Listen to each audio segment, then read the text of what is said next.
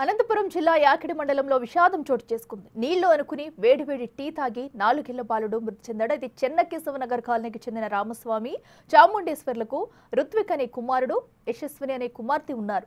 పనులకు వెళ్లేటప్పుడు టీ తయారు చేసి ఫ్లాస్క్ లో ఉంచేవారు. మంచినీళ్లు అనుకుని ఫ్లాస్క్ లో ఉన్న వేడివేడి టీ తాగాడు రుత్విక్. యశస్విని గ్లాస్ లో పోసుకుని తాగారు.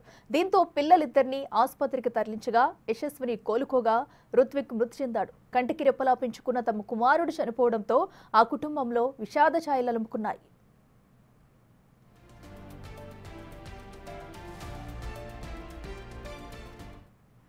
ఇదే అంశానికి సంబంధించి మరింత సమాచారం మా ప్రతినిధి యోగానంద్ అందిస్తారు. యోగానంద్, చెప్పండి. అటు చిన్న పిల్లలిద్దరూ కూడా అటు వాటర్ అనుకుని చెప్పేసి వేడివేడి టీ తాగడంతో రుత్విక్ మృతి చెందినట్టు తెలుస్తుంది. అసలు ఏం జరిగింది?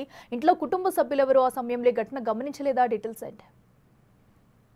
అనంతపురం జిల్లా యాడికి మండలంలో అయితే నీళ్లు అనుకుని పొరపాటుగా అయితే చిన్నారులు టీ తాగి గురై చనిపోవడం కూడా తీవ్ర కలగా నేర్పించవచ్చు. అయితే తల్లిదండ్రులు పనికి వెళ్లడం, ఫ్లాస్క్ లో వేడి తీసి ఉంచడం నిన్న జరిగింది. ఇదంతా కూడా అయితే ఆ పిల్లవాడు వాటర్ కూడా తాగడంతో ఆ గొంతులో ఎక్కువ వేడితో టీ తాగడంతో ఒకసారి గొంతులోకి మంట కనిపించింది. వెంటనే అక్కడే గొప్ప గురిపోయాడు. దీంతో ఇరువురిని వెంటనే ఆసుపత్రి తరలించారు.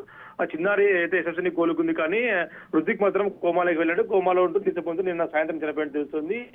అయితే ఒక కొడుకు అల్లరి ముద్దుగా పెంచుకునే కొడుకు దూరం అవడంతో ఆ తల్లిదండ్రుల వల్ల బాధ పద్ధతిగా చెప్పొచ్చు అఖిల. ప్రస్తుతం అయితే ఆ ఇంట్లో విషయాలు అలుముకున్నా చెప్పొచ్చు అఖిల. యోగానంద్, అయితే ప్రస్తుతం యశస్విని ఆరోగ్య పరిస్థితి ఎలా ఉంది? తను కోలుకున్నట్టేనా? వైద్యులు ఏం చెప్తున్నారు?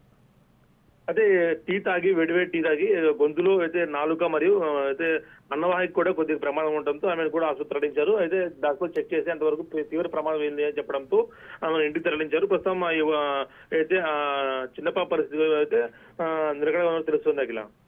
Right Yoganand, thank you.